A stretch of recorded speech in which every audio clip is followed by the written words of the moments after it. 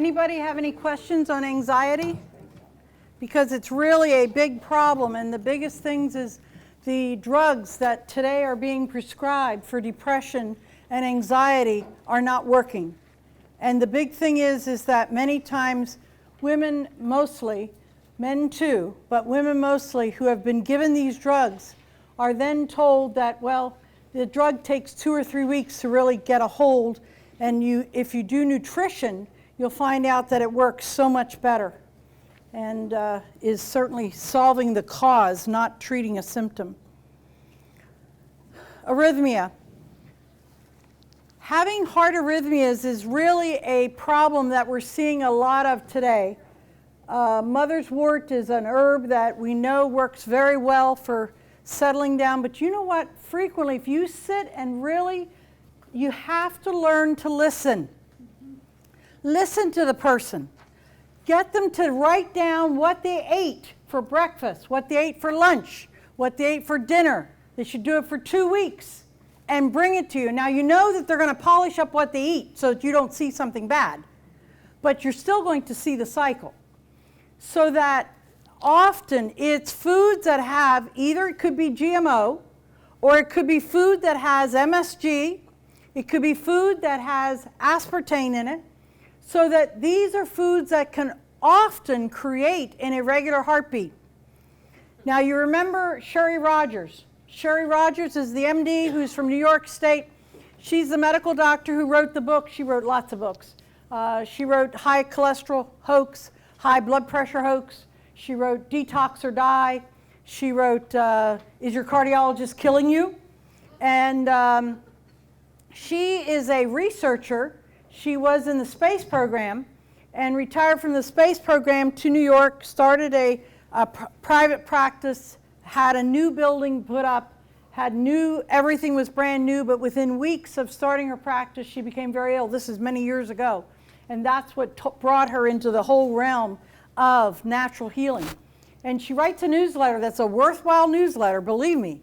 And it is a newsletter that's an eye-opener because it's one that you really learn some really causes behind what is happening. But arrhythmias frequently are often because of food additives, preservatives, artificial colors, artificial flavors. And the other thing is, when you go and leave a company, and this is what you want to teach people to know quality. Nutritional frontier is quality.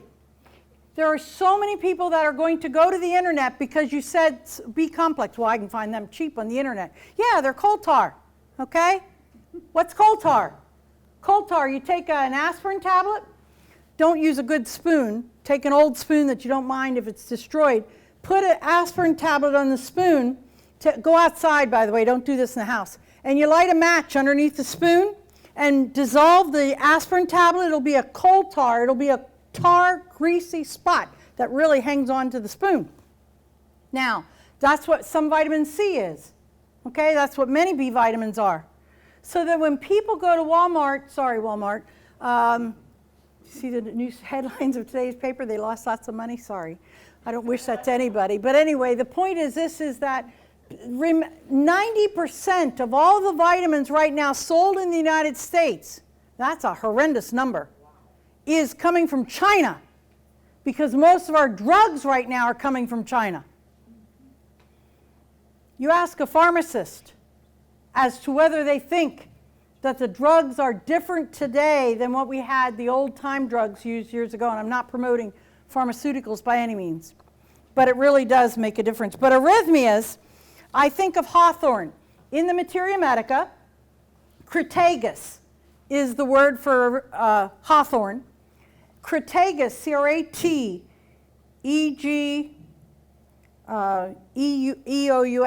I have to think it to write it out. Crataegus. But hawthorn, in the Materia Medica, it tells you that it's for an irregular heart. It tells you that hawthorn is something that is a tonic to the heart. So that hawthorn is something that is in the second side of the Bortry and Toffel's Materia Medica on the second page. It'll tell you about halfway down how it actually is able to dissolve atherosclerosis.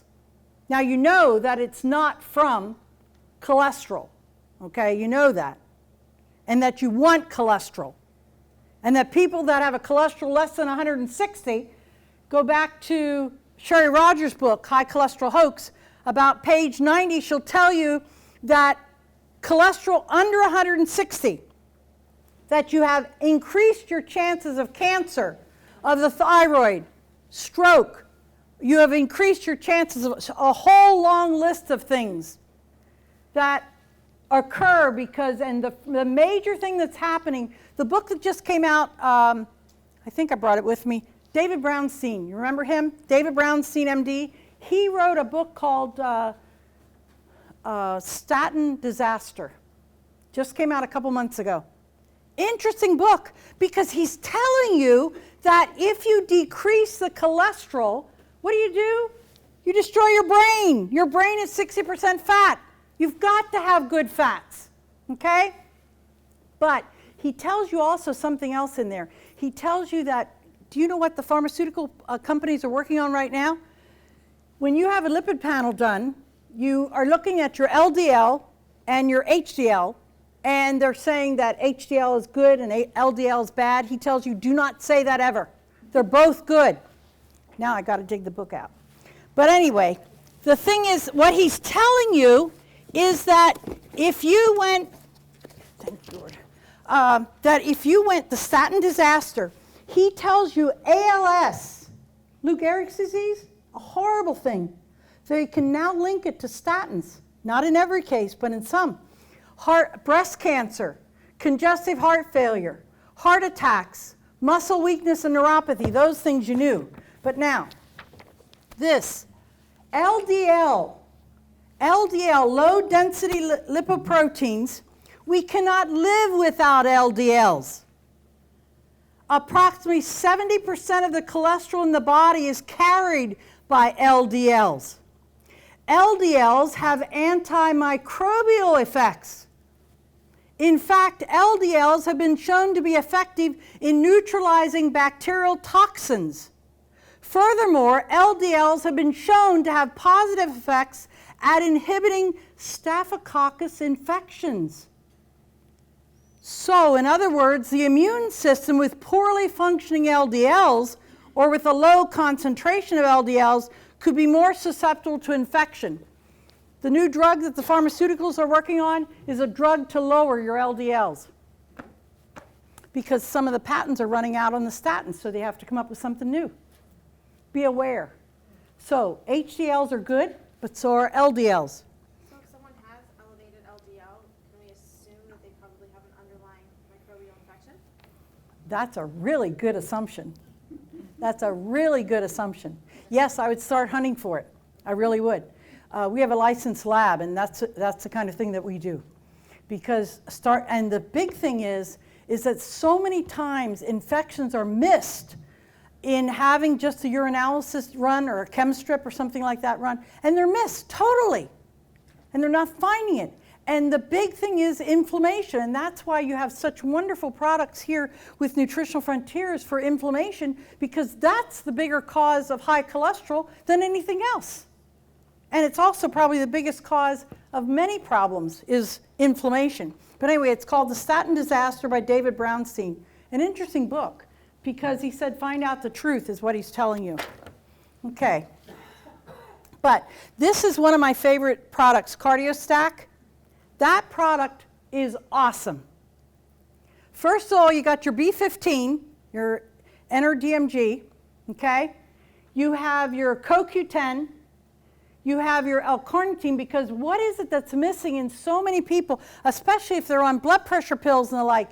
People do not realize how these blood pressure pills, first of all, what is one of the primary things that cause to a person that is on a blood pressure pill for a period of years? Diabetes. Almost a guarantee. So that CardioStack is a wonderful product. Magnesium, Hans Nieper, Germany, Hanover, Germany. That man, when he lived, he was somebody, he was in the who's who of oncology, the who's who of cardiology, the who's who of medicine. He stores his research here in the A. Keith Brewer Science Library in Wisconsin. And he was somebody who who absolutely showed magnesium as being such a heart nutrient. That magnesium has got to be, now where do you have magnesium coming from the most? What is the organ that needs, other than the heart, is your liver.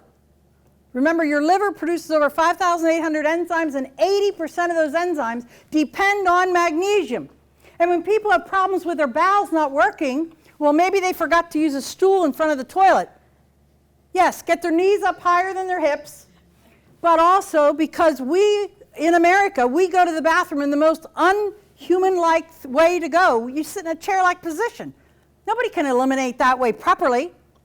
So that we'd be better the way, probably only one thing, my son went to Iraq his first time, is squatting over the hole in the floor, okay? Because this is the way they eliminate.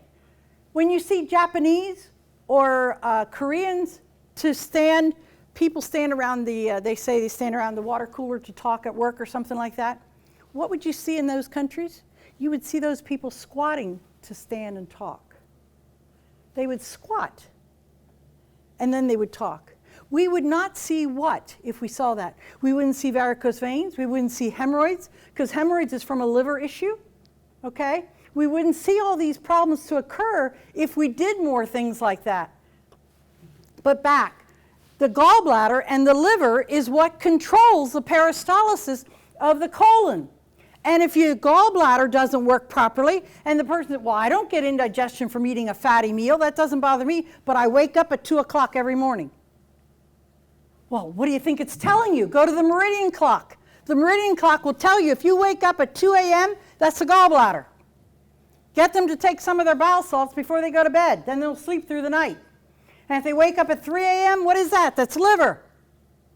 So then give them something to help that liver to work better. Then they can stay asleep at night. The other thing that happens is that some people will say, well, they have to get up at night to go to the bathroom so often. And so I stop drinking in the middle of the afternoon because I don't want to have to get up at nighttime. That won't stop you necessarily, not unless you're drinking a gross amount of water in the evening time. But most of us are dehydrated. We don't drink enough water. And water is something that is so vital, and so that water would actually, what was the man's name? I call him Batman, but that isn't his proper name. That's the first part of his name. Yes. He wrote a book that was, I can't say the title of the book right now, but Your Body's Many Cries for Water. That's exactly it. Because remember, he was a prisoner in Vietnam. Anyway, he was a prisoner of war somewhere. And he learned that he could use water to go and help himself. So he learned a lot about water in a very unwanted way. But he found out that water actually made a big difference. And it really does. So that water is something that also can help arrhythmias, is what I want to say yet before we move on. Any questions? Or somebody wants to tell? Okay, oops, wrong direction. Down. Arthritis. I already told you about osteo and rheumatoid arthritis relative to bone broth. Get the book and read it, because it's worth it. Because nourishing broth is absolutely mind-boggling how much you can use that along with your nutrients. HA Plus is a wonderful product. And X-Flame, one of my favorites there is Betazyme, because I am somebody who, I think enzymes help most things, okay? That's what I think. That Cybezyme, which has your trypsin and chymotrypsin, that is something that's so very beneficial. Betazyme, because enzymes is something that helps to break down inflammation. Enzymes, and especially if you're using the enzymes away from the meal, use enzymes with the meal, but then use other, like your proteolytic enzymes, use them when you wake up in the morning, when you go to bed at night. You're going to find out how very beneficial they are, that they're really very, very helpful. The other thing that helps with arthritis is to go, especially the rheumatoid. Remember, rheumatoid arthritis most times is an allergy. And if you cut out all the wheat and cut out all the dairy, especially processed dairy, but in the beginning, I will cut out even natural dairy, raw dairy, for at least a month. And then let them go back to it and find out as to how they do. Because you'll actually find out that the dairy is, because we've processed it so much, we actually have something that is not digested, and it makes some people have a great deal of joint pain. At Rutgers University in New Jersey, remember that's where they did the research on nightshades? And we used to think that it was a blood type issue, that it was always type A blood. Now we know that isn't true. But we do know that the PPET, peppers, potatoes, eggplant, and tobacco also, but also tomatoes, are nightshades. And it's solanine is the ingredient that's in those. And that's why some people, when they go to the dentist, they never had arthritis until they went to the dentist and got a shot of Novocaine. And suddenly they have arthritis practically overnight. And it's because of the solanine that's in Novocaine. Not everybody reacts to that, thank God. But the thing is, it really is. There was something that I need to say, a question that came up during the break was about the vitamin D and the dose. I want to make sure, because when I said that the research done at UCLA, what they did in their research, they used 200,000 units of vitamin D a day for 3 days. I've never used that much. I've only ever used 100,000, and it has always worked. But I didn't make clear, I said 5 capsules, but that's 25,000, and I would do that 4 times in a day to get the 100,000. Do I make it clear now? Okay, because I didn't want you confused. All right. So that when we think of arthritis, especially rheumatoid, I start searching for something that they're sensitive to.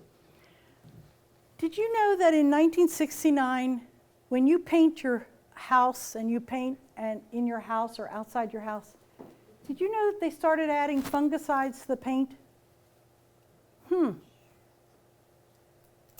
Fungicides? Yeah. So that, in other words, we have things that you need to read labels, learn labels, go to environmental, EWG.org. Environmental Working Group, yes, thank you. And look up things, whether it's paint that you use, whether it's things that you use in your skin. Remember, if you can't eat it, don't put it on your skin. Because that's where I recommend that many people will apply, especially homeopathic remedies. If they can't take it underneath their tongue, they can put it on their skin. Okay, any questions? Okay, let's go on to asthma. There's that Air Max, which is wonderful. By the way, have you ever had anybody that stays on lysine? If you have somebody who stays on lysine because of canker sores and the like, they cannot use that on a continual basis because they'll deplete their arginine. And arginine is what you need in your body in order to have the human growth hormone. So if somebody uses lysine, they can use it for a period of a few weeks, but then they must take a break and go at least use some arginine. But the thing is, they do not want to stay on lysine all the time. That is by itself. I'm not talking about, when I mentioned zinc earlier, your zinc and your multiple vitamin is wonderful. Continue with that all the time, because there it's balanced. But I'm talking about zinc earlier when I said by itself as a single nutrient. You understand? Okay. All right, so asthma. Would you believe that I have several times, because we have phone time at our office. Yes, we are out in the boonies. But so we have phone time every morning from 7 to 8. And I know that I can count on 2 hands at least people who would have been in an asthma attack and got them to drink water because there was nothing else that they had. This is over a period of many years, not just in a year's time. Where they kept sipping water because they couldn't breathe, but they kept sipping water, and water helped them. Now, the Air Max and this is wonderful. The rad-free, the iodine, because often asthma is something that is often so needed is the nutrition. Since we're talking about asthma, could you mention something about sleep apnea? About what? Sleep apnea? Sleep apnea. I have found that if I use RNA, ribonucleic acid, if I use that in a gross amount, I can often change sleep apnea. And the thing is, the people that use a CPAP machine, some of them will feel better for a while if they can tolerate the contraption. But others will tell you that after a period of time, they don't feel that it does that much for them. And so sleep apnea is often, now it can be an issue because of body weight, but otherwise I tell people to go and take a towel and roll the towel up tight and either use duct tape or something on the ends to keep it as a roll and use that underneath their neck. And often that can help that they breathe better and they don't snore also. Snoring is also a nutritional issue. Yeah, but RNA does make a difference. Yeah. Anybody else with information on what have you done? Because it doesn't mean that the one thing that I mentioned is the only answer. Any of you, yes? RNA is ribonucleic acid. It's a part of your B vitamins. I use MAG and B12 with asthma too. MAG and B12? Okay. Very good. Wonderful. Using lots of vitamin C, or if somebody's really in a bind with an asthmatic attack, is get them to take a coffee enema, because it'll shut off the asthma attack instantly. Now they're using coffee. It would be good if they had the Canadian white coffee that's never been roasted. That's the best to use for a coffee enema. And if they had a colon tube. Now they can use a bucket or a enema bag, but I usually tell them to go lay on the bathroom floor, lay on a towel, and then hopefully you have a ring.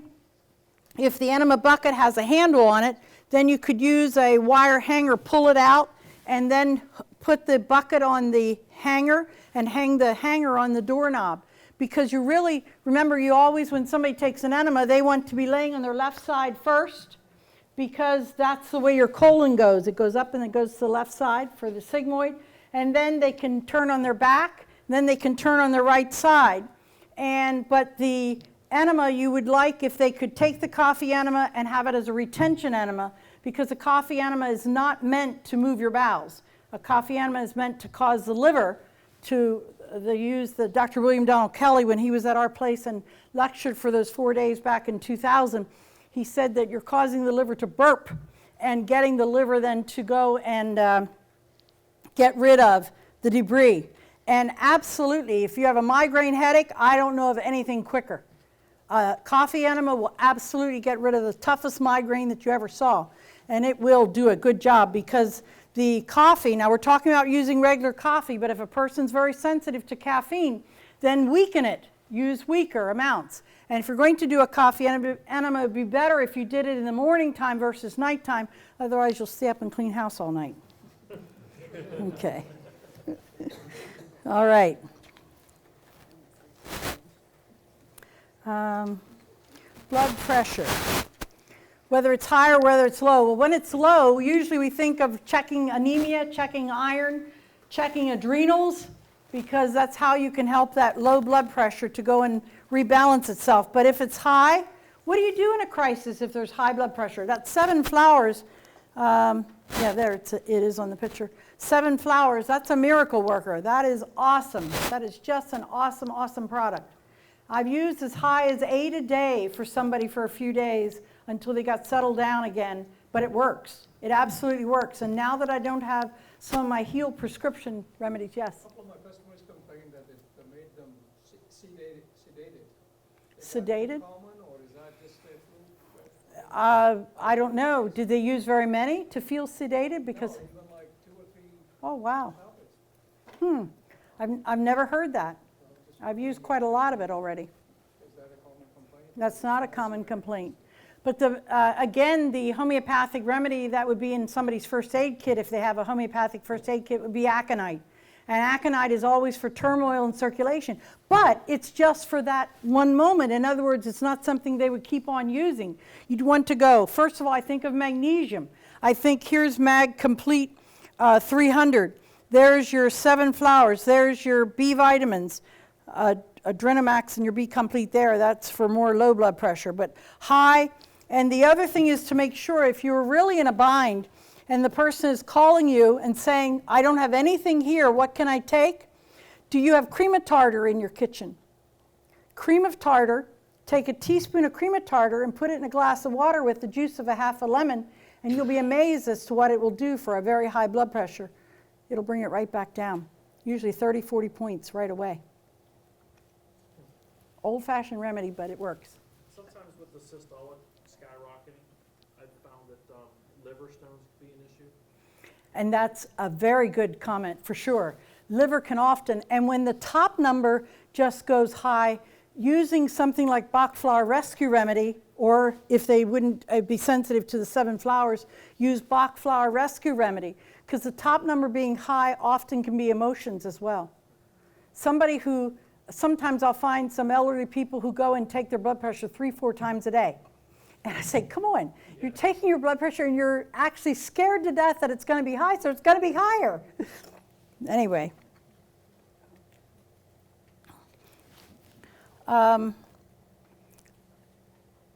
Blood pressure is certainly something that is an epidemic proportion in today's world. And the thing is this, is that years ago, 30 years ago, we never thought that 150 over 70 was a bad blood pressure, that it needed medication. I don't think it still does, but I'm not a medical doctor, sorry. Bone spurs. Bone spurs are really something that can be and I feel so sad when I hear of people that have gone to the doctor to get them cut off, and I said, well, then what are you going to do when the next one comes? Well, I don't know, I guess I have to get cut off again. Well, no, let's go back to the cause. Let's go back and find out why the body would be producing that kind of thing. So that there's your enzymes again, the betazyme, SuperCal Plus, because you need to get the body to be able to go and process the minerals, because the minerals are not going where they need to go. And so that you need to, and one thing that I don't, there is a D, is vitamin D. There is another reason where vitamin D can be used very well, and it really does work. And I had a band director for our local high school band that had a bone spur, and so he really was in pain to march. And I was a band mom for 9 years when my kids were in band, and so I gave him a concoction of pills, and he said, oh, God, Ella, you give him a handful of pills. You're going to kill me. No, I won't. Just take this and go march. He said, well, it works. Okay, well, that's all I need to know. Okay. Frontier minerals. The big thing is that so many people are mineral deficient. This is something that is often overlooked. You'd be amazed if you ever have a hair analysis done or you do a hair analysis with your clients. I use doctors' data, and that is something that is so relevant, is that we're mineral deficient as a world today. I was telling somebody on break that Al Strife, who is out of North Carolina, he has a company that actually promotes no fertilizer for the soil because he believes that you should be feeding the minerals to the microbes in the soil. And if you nourish the microbes in the soil, then you would never need fertilizer, and you also would find out that you have better foods. Well, our soils are so mineral deficient, so we need to go and find out ways that we can help to make those soils more nourished with nutrition. Bowel dysfunction, I think I talked about constipation a bit. Diarrhea. Diarrhea is an epidemic, and remember, diarrhea is a form of constipation. It really is. And using some type of clays and the like can be very helpful. But the thing is, here again, you see enzymes. Using something that actually is to cleanse the bowel is very important. And certainly having better bacteria. That's what all comes back to again. The bacteria is in the gut. There's a brand new newsletter. I had it in my hand this morning. That it was Jonathan Wright's. Yeah. This is alternatives. This was lymph system connected to brain health. But there was another one by Jonathan Wright that showed how the bacteria in the gut, it's just new things that are just happening with the bacteria in the gut being so related to what's happening with diarrhea, because frequently it's a person's diet or that they ate in a restaurant where they picked up parasites. My son said that there's something on TV sometime soon that's a big show on parasites in the body. And well, this is something that is a major problem everywhere. You'd be amazed how many parents don't know that they should worm their children at least spring and fall. You automatically worm kids. They have dirt in their mouth and everything else. Well, the thing is, and this doesn't mean that they can't go barefoot, okay? Let them go barefoot. They should be grounded, okay? We all need to be grounded. Go to earthinginstitute.net and see about grounding. Earthing is the name of a book. Because you want to ground yourself. And the worst thing you can do is to come home from work in the evening, and before you go to bed, go to the laptop and work on the computer. What have you done? You've magnetized your cells, and go and prove me wrong. Myra, she's retired, but she used to work with me for some years, and we did this as an experiment one time just for fun because she had read about it and she said, this can't possibly be so. So this was a desktop computer, and so she always had a microscope and did live blood cell. No, I didn't say that, sorry. Anyway, so we took a drop of blood and put it on a glass slide, and we put the glass slide between the keyboard and the screen.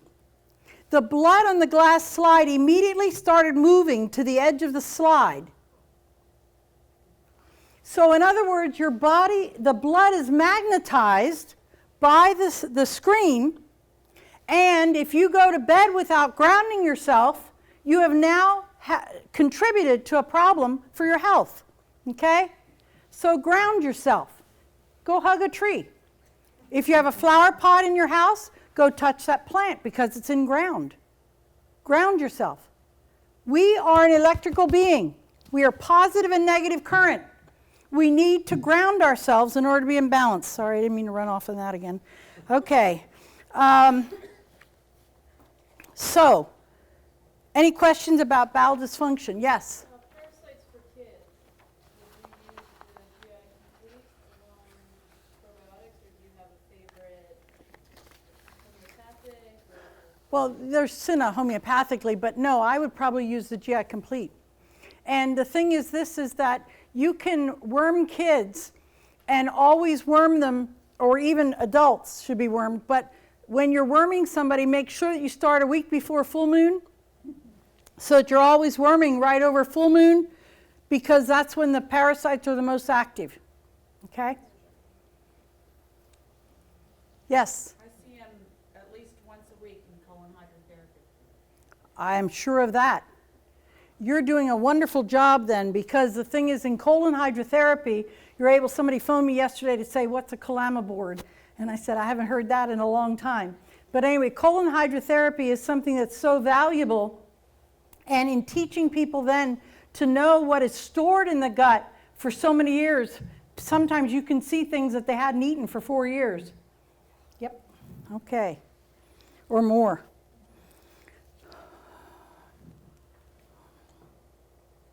Freaks them out. Yeah, that's true. But the thing is, this is that they need to realize that the body, we need to keep that muscle tone moving, and how we keep it moving. Burning feet, what do you think of first? Liver. Soles of feet that burn. That's liver toxicity. Vitamin D, magnesium again. And remember, your magnesium works best if you take it in the evening time. And your calcium the same way. It'll work so much better, especially if a person's on thyroid medication. They should never be taking their calcium and magnesium in the morning. They should always take it at night. Because if they're on any thyroid medication, because their doctor didn't know better and gave them Synthroid or something like that, they definitely can't take calcium and magnesium near that. Burning feet, the big thing with burning feet is also knowing, or people who have a wart on the feet, or a plantar's wart.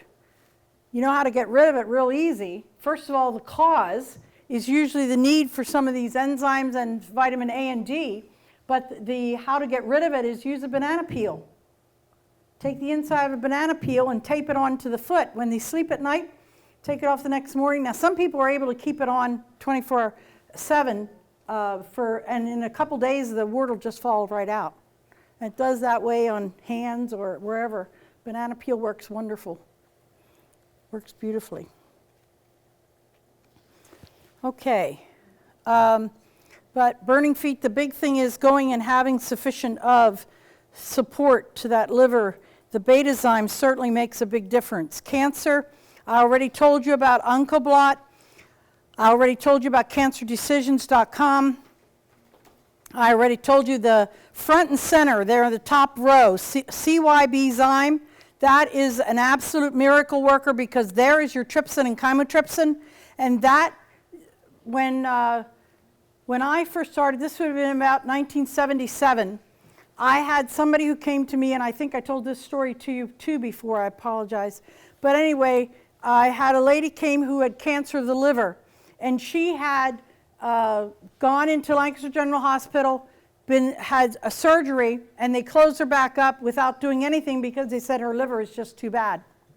So I phoned Dr. William Donald Kelly. At that time, I had just taken some of his information, and I asked him what I should do. He said I should cup her hand and see how many enzymes I could put in her hand. We're talking about a lot of pills that could fill in her hand. But you know, what did she have? They told her that she could have 30 days from the time that they opened her up and closed her up. So we did this. We did this between meals. We did 3 handsful like this a day. 1 year later, she hiked to Pikes Peak. Oh, wow. Yeah. But enzymes are what your body actually needs, and that's what Nick Gonzalez did, and now he's deceased. We could talk on that one for a while, but anyway, because his wife now, who was his partner in practice, she has refused to take care of any of the, talk about politics, she's had to refuse to take care of any of the patients that Nick was taking care of before. It's really sad. So there's a lot of dirty politics going on. What about bone cancer? Bone cancer, I probably would refer the person to Tom Cowan. Tom Cowan, C-O-W-A-N, is a medical doctor out of San Francisco. But you can phone him, and he's on the board of Weston A. Price. And he's someone who would probably put you in touch with he would be able to facilitate a prescription for you to get things like mistletoe injections. And now he doesn't get it. We used to use a pharmacy in New York State. Now we don't use them. We get it out of Canada. And mistletoe injections, and the other thing is LD, low-dose naltrexone, LDN. Low-dose naltrexone is something that can be taken for somebody who's in horrible pain and doesn't want to be on morphine and doesn't want to be on oxycodone. That's something that works very well. But those need prescriptions, and he is somebody who is able to facilitate that. He is not an oncologist, but he's very savvy about how those things work, and he needs their blood chemistry. He'd want to talk to them on the phone. They do not need to make a trip there. But a bone cancer pain is really horrendous. And we use homeopathic carcinosin, but the thing is that you really need to use some real intense nutrition. Thank you. You bet. By the way, that's where coffee enemas come in, because in the Gerson therapy, remember at the Gerson Hospital, they use up to 5 coffee enemas a day for the person. Remember, that's how Max Gerson learned the value of coffee enemas when he ran out of morphine during the war. And the soldiers had no way of getting rid of the pain, and they started using coffee enemas. Okay. What questions would you like? I need to stop soon here. What questions would you like to ask? How do you spell that Dr. Gerstrom's name? The Dr. Cowan?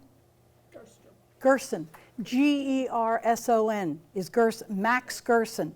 And his daughter is Charlotte Gerson Strauss. And she goes by Charlotte Gerson now. And she's in her 90s.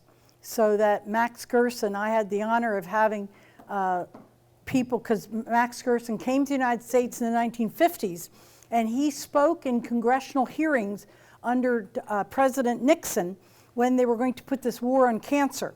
And he told them that the answer was through the diet. And of course, nobody would listen to that because he said the diet. And that was because Max Gerson himself had migraine headaches going throughout medical school.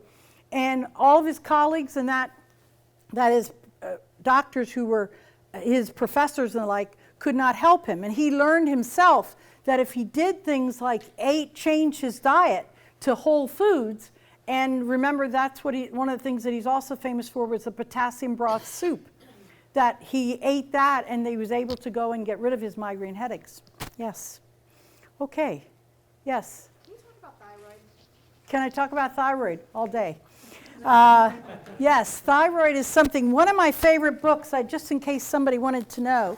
This is a book, Thyroid Guardian of Health, that I've found so helpful. Now, you can certainly go to David Brownstein's books and the like. This is by Philip G. Young, MD. And it says, undiagnosed hypothyroidism undermines the health of millions of people. It really does. And the thing is, Synthroid, many times people, I show a sheet that I keep in my office to show people that are prescribed Synthroid. Did you know that the FDA has asked them to stop making it because it doesn't work?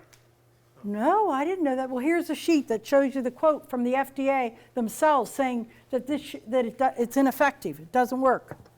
Thyroid is such a big issue. Broda Barnes, and you can Google his name, Broda Barnes, B-R-O-D-A, Barnes, B-A-R-N-E-S, M.D. Broda Barnes was the man back in the 60s. He was a medical doctor who went and earned 2 different PhDs in Germany, or in Europe, in Austria actually. He earned 2 extra PhDs to prove that the best way to go and monitor thyroid function was with an axillary temp, an underarm temperature in the morning time. Well, the thing is that he was made fun of. Back in the 60s, National Health Federation, I used to go, my mother went with me then, to go to Los Angeles to hear him speak. And he would tell how thyroid was such, and that it would be an epidemic. He was laughed at by his peers. And they went on to say, you know, he's crazy. Well, now, today, they found out that he was absolutely 100% right. Hypothyroidism by his student, the person who studied under Broda Barnes. Anyway, he has written Hypothyroidism Type 2, and that is a book. I went to his place in Arizona a few years ago. Mark Starr, thank you.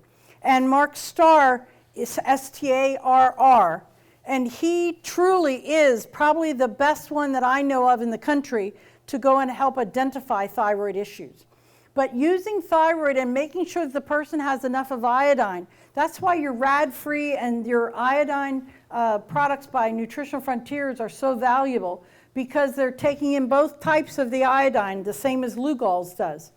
And right now, because I have a licensed lab, and we get Lugol's by the quart and put it into containers for people, but now there's an issue with some of the, the scat sheets, whatever they're called. But anyway, showing that it's not supposed to be used by humans. And, honest to gosh. But anyway, so that use your Nutritional Frontiers iodine, it's very, very important. But the other thing is making sure, remember that now, in the last 2 years, the temperature underneath the arm is 80% as accurate as blood work. The big thing that I have a problem with is to get a doctor to write the script for all of the blood work, because there's 11 different parts of the thyroid. It's not just a TSH, a T3, and a T4. You need to have the anti-TPO, the anti-thyroglobulin, okay, AB. You need the reverse T3. Those 3 are especially critical. And those 3 will tell you a lot about what's happening in the thyroid. Then you go from there, and you let the person, especially women who are menstruating, let them use the 2nd or 3rd day to start their 5 days of taking their temperature after the flow starts. In men, they can do it any day. But the thing is, Broda Barnes back in the 60s was telling you that children are low in thyroid. If you read Mark Starr's book, he's on his 3rd version. But any one of those versions, there's a thing in there in children, and he says the first thing to know about children that are low thyroid is that they have chronic ear infections. They have chronic infections and they react to things, and that's thyroid. And he was telling us that back in the 60s. And they're still not listening to that as being a thyroid issue. The other thing he tells you in there in children is that if they're a redhead, they're almost guaranteed low thyroid. Okay? Because, pardon? Why is that? That's what he's found in research. It's not, I don't know, they have red hair. But you have to, in other words, it doesn't mean that every redhead, but he says there's a whole lot bigger possibilities of them being low in thyroid. Yeah, so using thyroid doesn't mean that you have to use the armor thyroid. Not everybody has access to that anymore. And so that you can use protomorphogens, which is tissue of the gland, to support that gland. And there really are ways you can address thyroid and get that person up and running. But thyroid frequently is part of chronic fatigue. It's often part of so many issues. It really is. Oh my gracious, going too long. Okay. Thank you very much for listening.